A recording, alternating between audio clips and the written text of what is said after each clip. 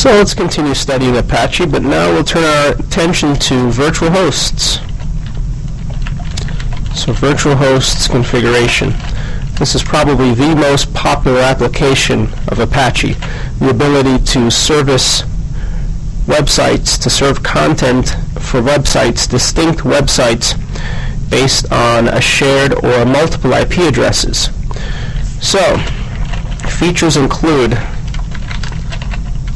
ability to share/serve content based on one or more IP addresses. So using one address or more addresses, you can serve multiple websites from your Apache server. You can obviously do this with other web servers like IIS, but nonetheless, Apache is the leader in providing this sort of feature set. It's been able to do so for quite a bit of time, and it works pretty well. Now there are two modes that are supported. It supports two modes of virtual hosts, and they include IP-based, which means one site per IP address, and host header names,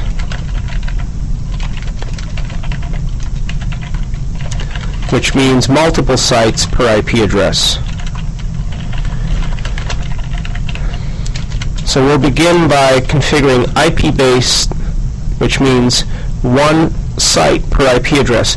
Now we know that we have the default site bound to the default IP address. But what if we were to go ahead and add another IP address and tie a new site to it? Well, that's a perfect application for virtual hosts. So tasks include: 1, create IP-based virtual hosts, and we'll create two of them, namely site1 and site2.linuxcbt.internal. So first step, we need IP addresses. We know that we have 199 configured on the host, and we should go ahead and make two more addresses available, such as 200 and 201. Let's ping C3 to see if the addresses are available. 75, 200. It responds, so it's not available. 201. So let's move up to 210 and 211. So we'll use 210 and 211. So we need to add these addresses using ifconfig, or optionally, for the sake of rebooting, we could use the systemconfig network utility to add the alias interface. Either or will work. Again, if your intent is to have it work permanently, use the systemconfig utility. Otherwise, just use ifconfig. Ifconfig ETH0:1 will do the trick. 210 will be for the first host. And once we have the first host configured, we'll do 211. So let's give this a try. And now when we execute ifconfig, you'll see the new logical interface with the address 210. That means 210 will now respond to ICMP echo requests. And it does. So long as you have the IP address configured, Apache will be able to bind its port 80, or whatever port you intend to service the website on, or intend to service in general, by binding the website to. It will do it because the IP address will be made available by the kernel, by the network stack. So task A has been completed, and we need to move on to the next step, which is to configure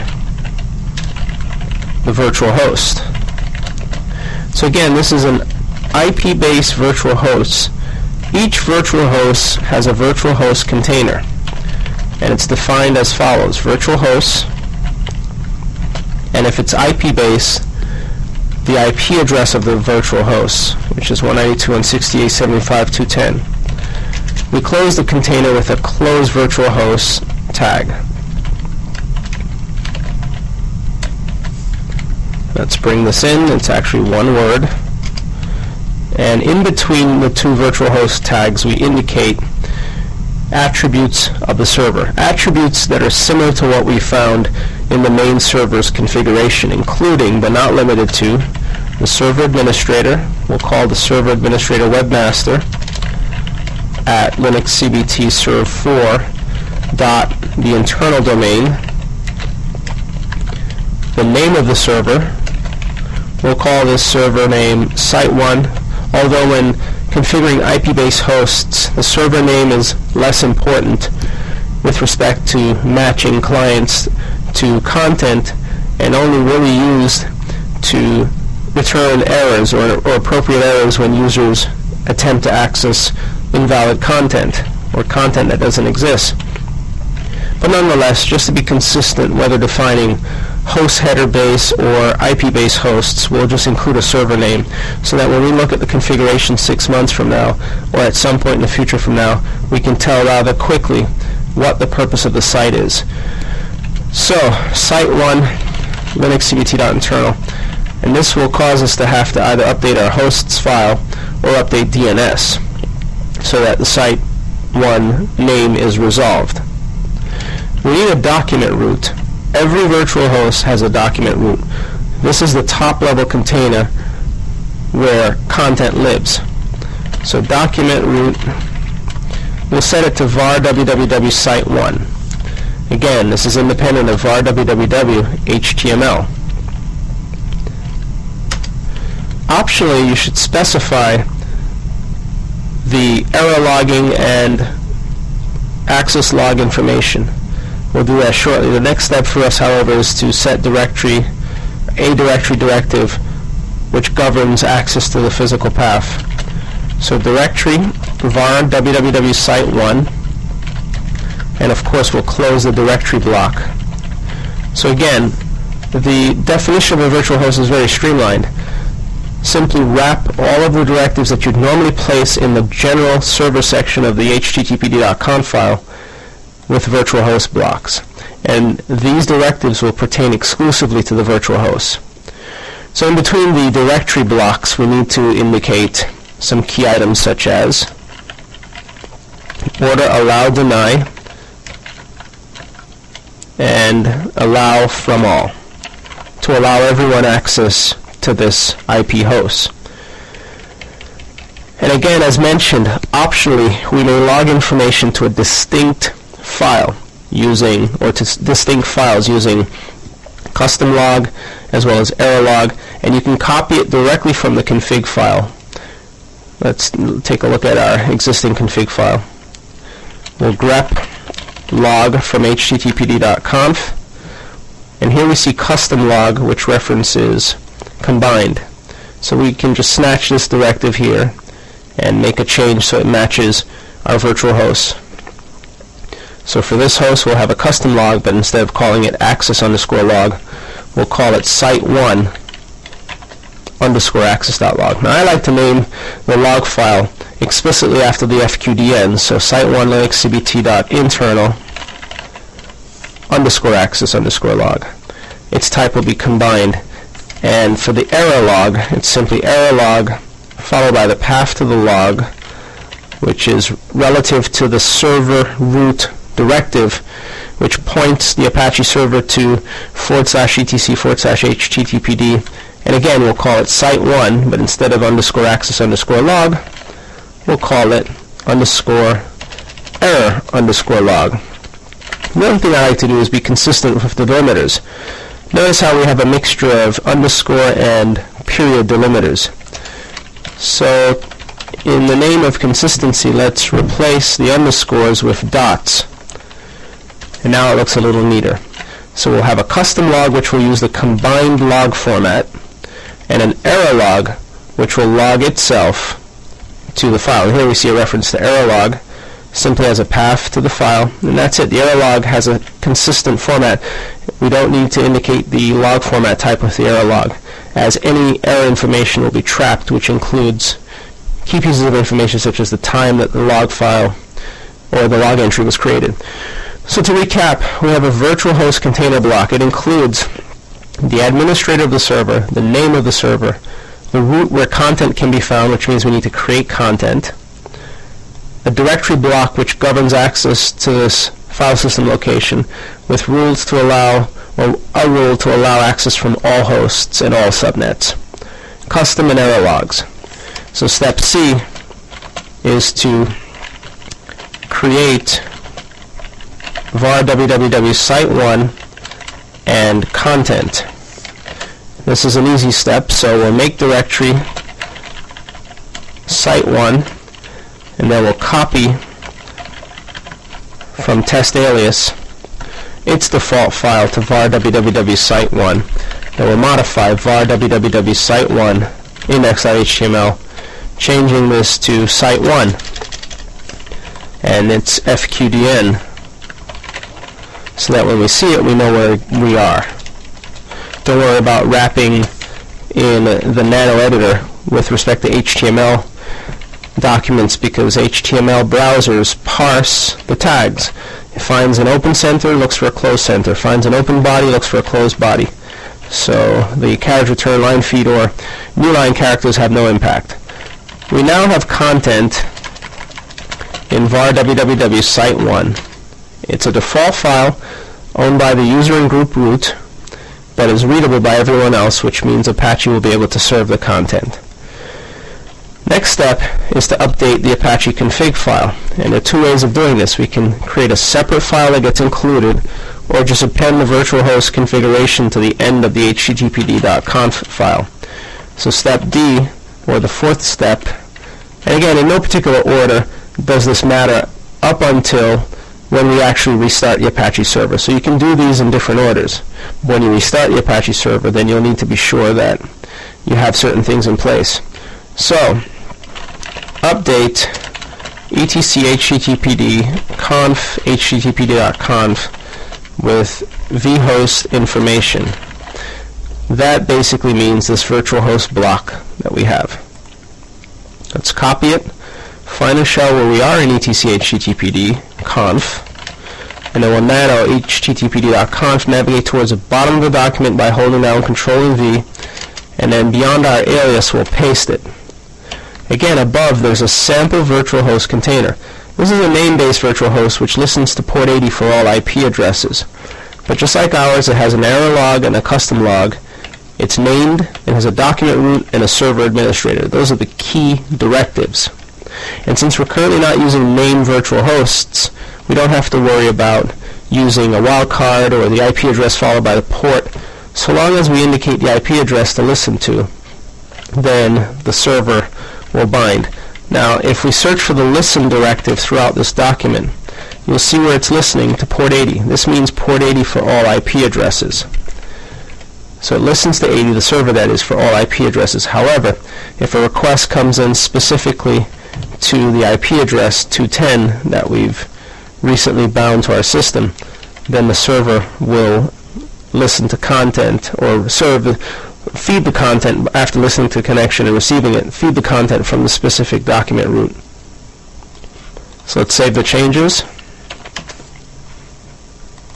We'll restart the Apache server using service httpd restart.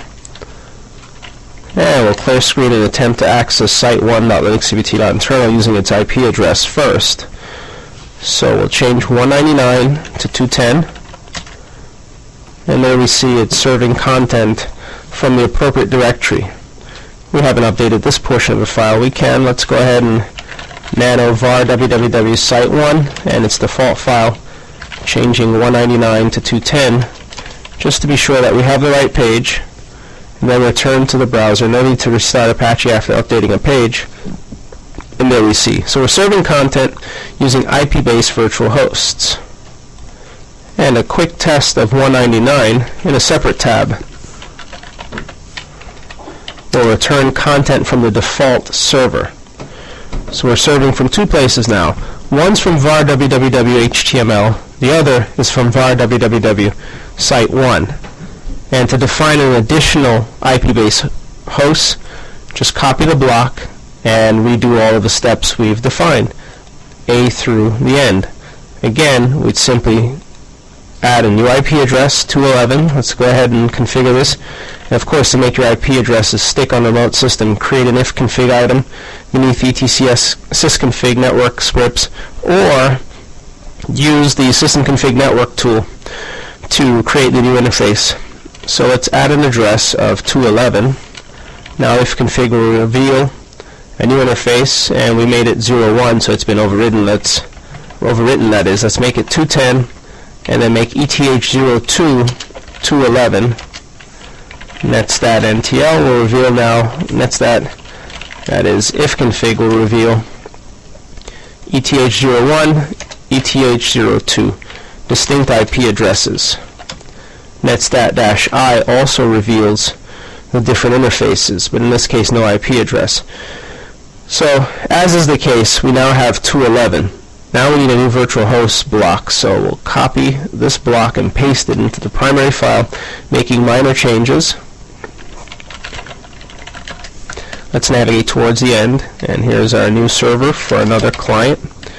This will become 11, and the web server is still the same, but the site is now site 2. Site 2 everywhere, even in the log files, site 2. Save the changes, and then we'll make directory var www site 2. We'll copy the contents of var www site 2. We could have also used copy apvf site 1 to var www site 2. We'll nano var www site 2 index.html, changing site 1 to site 2 and the IP address of .210 to .211. Then we'll restart the Apache server using service httpd restart, echo the exit status. In fact, you can also execute httpd help to see the various options for running httpd, or man httpd to see the different startup options. If you list, you'll see options related to the startup environment. It lists modules that are compiled if you want to see what's loaded, and you can get vhost information. And let's go back to the shell to show you that. Here are the modules that are loaded. And from the browser, let's try to hit all of the content. Here's 210. Let's go to 199, I'll refresh. And then a separate window, 75.211. Returns content from 211. So IPv virtual hosts are straightforward, very easy to configure.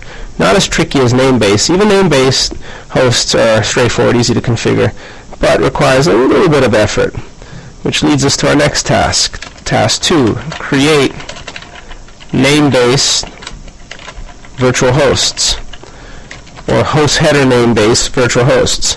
The HTTP specification 1.1 facilitates a client requesting a given FQDN, such as site1.linuxcvt.internal, and can take that or parse it. The server, that is, can parse it from the 1.1 requests and match it to a given document route. That's what's meant by name-based or host header-based virtual hosts. So we'll create sites 3 and 4 using our primary IP address. So we'll create name-based virtual hosts using the primary IP address. This is ideal for today's environment where IP addresses are constricted and are in short supply. And to do so, we'll have to get a few things going. We need some directives going. We need to set in etc httpd conf httpd.conf name virtual host to the IP address that we'd like to route virtual hosts to, which is 75.199, followed by the port, which is port 80. This will get us started with name virtual host support. Once this directive is in place, we create the virtual host container.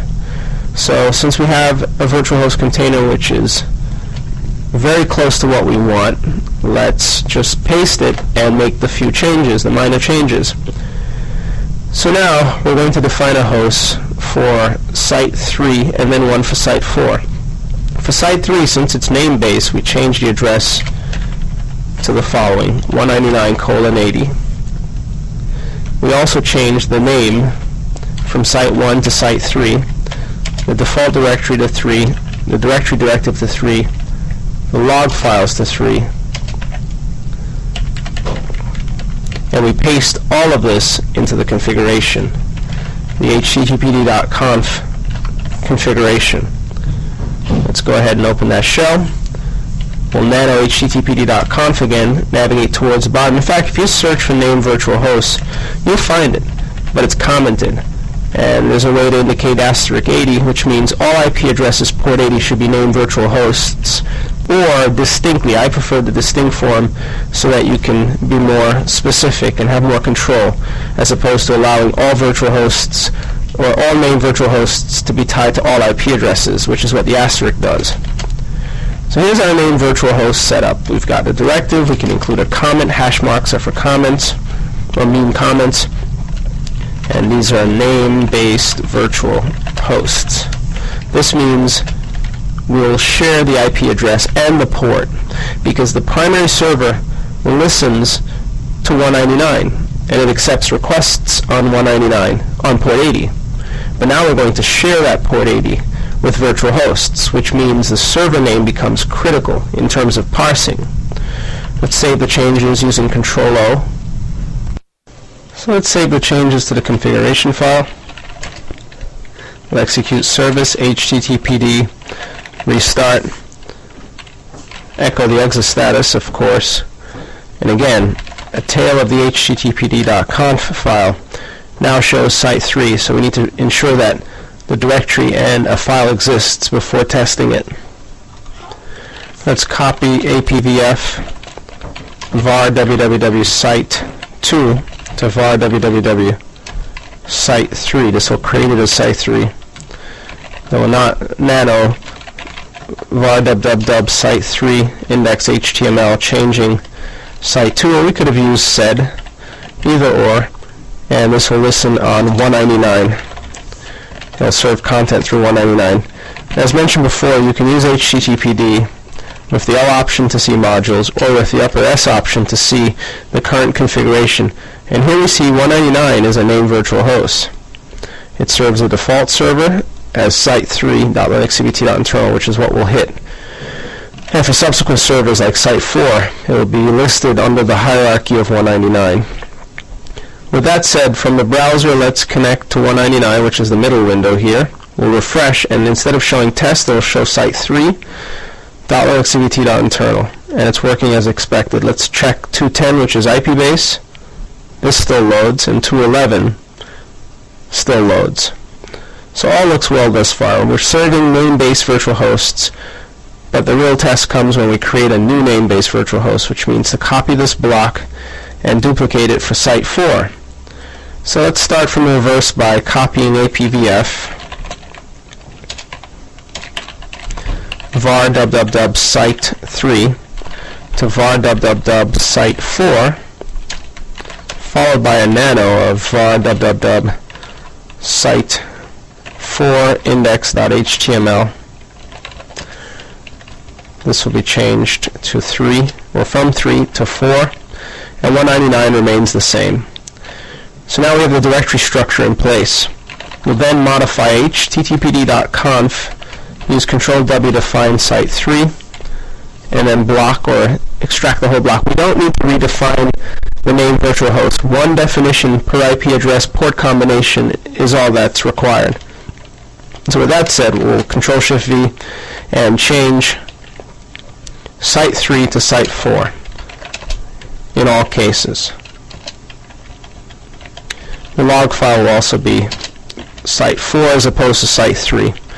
We'll then save the changes, re-execute a start of Apache, service httpd restart, echo the exit status, and by the way, lsltr varlog Apache or varlog httpd on Red Hat will now show all these files. We haven't looked at them. Here's 1, 2 for error and access, respectively 3 and 4. In this case, you see Apache has created 2 0-byte files. Apache always does that, creates 0-byte files until requests are made to those sites. And then httpd-s will list a second vhost, site 4, which is bound to the primary IP of 199 combination 80, or port 80. With that said, let's try from the browser. And by the way, you got to be sure that the etc hosts entries are taken care of. So let's update our etc hosts using nano or DNS. I mean, if we cat etc resolve conf, you'll see the default DNS server is 199, the local system. So if we modify our local DNS information for the Linux CBT internal DB domain, including entries for site 3 and 4, then resolution will take place. So site 3, internet address, single A, 192.168.75, 199, control K, control U, and just change 3 to 4. Or we could even alias or CNAME 4 to 3, since they're tied to the same IP address. Then we'll update the serial number to be for the 25th, which is today's date. Bring this on one line. And then service named restart.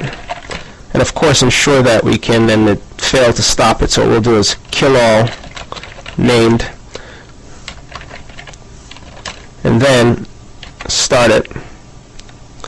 It'll fail to stop it, but it'll succeed to start it.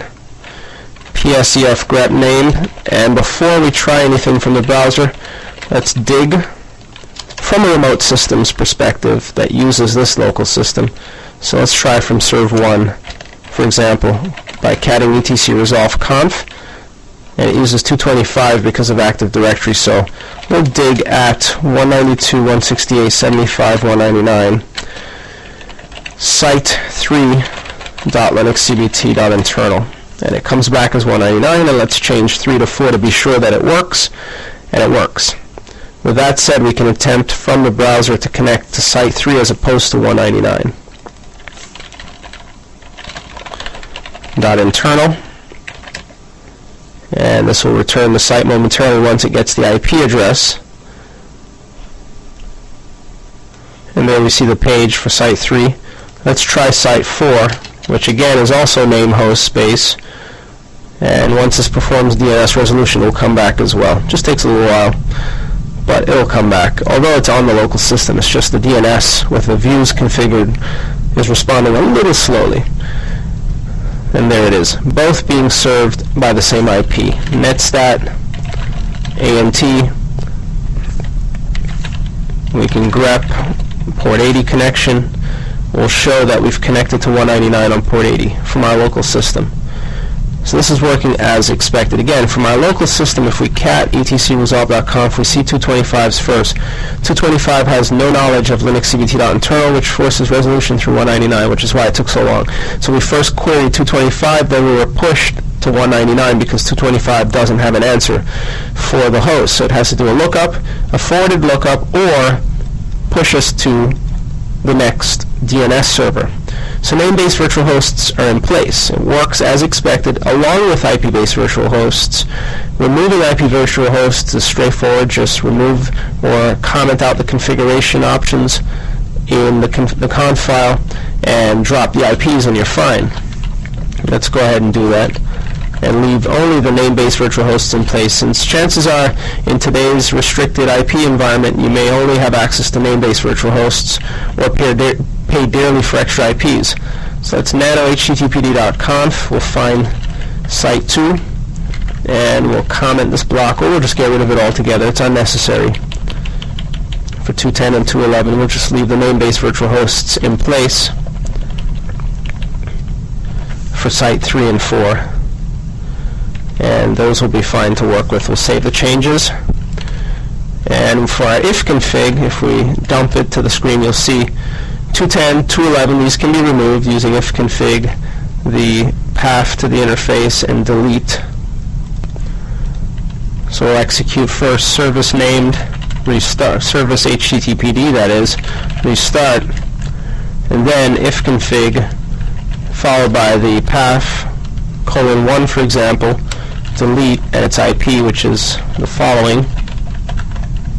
We'll remove this IP, and ditto for 11, echo the exit status, general if config, and now we're back to the default. We need to get rid of .2, which is the 211 address. We didn't change that, and that's fine. Now we're back to the original configuration, and Apache will continue to service the host header names or host base sites like site 4, which will serve, and site 3. Now again, the DNS is slow because of obvious reasons. We're pointing to the Active Directory server, we can speed this up locally again by modifying the local DNS. We'll SU in, and when it finally converts, we'll nano. The page loaded anyway. There's Site 4. And we'll just wait for this to come back, which we should have momentarily. And it's taking a bit longer than usual, so we'll just continue our recap and then look at it momentarily. So we've set up Apache virtual hosts, both IP base as well as name base. For IP base, simply add the IPs using ifconfig, or optionally using system config network or network TUI, text user interface. And once you have those alias interfaces, you can service content using those IPs. But on the internet, in today's restricted IPv4 environment, getting free IPs will cost you. So chances are you're going to make more use of name-based virtual hosts, which means you use the name virtual hosts directive, the IP, the port combination. It doesn't have to be port 80. It could be any port, port 8080, anything. So long as it matches your virtual host, you'll be able to connect to it.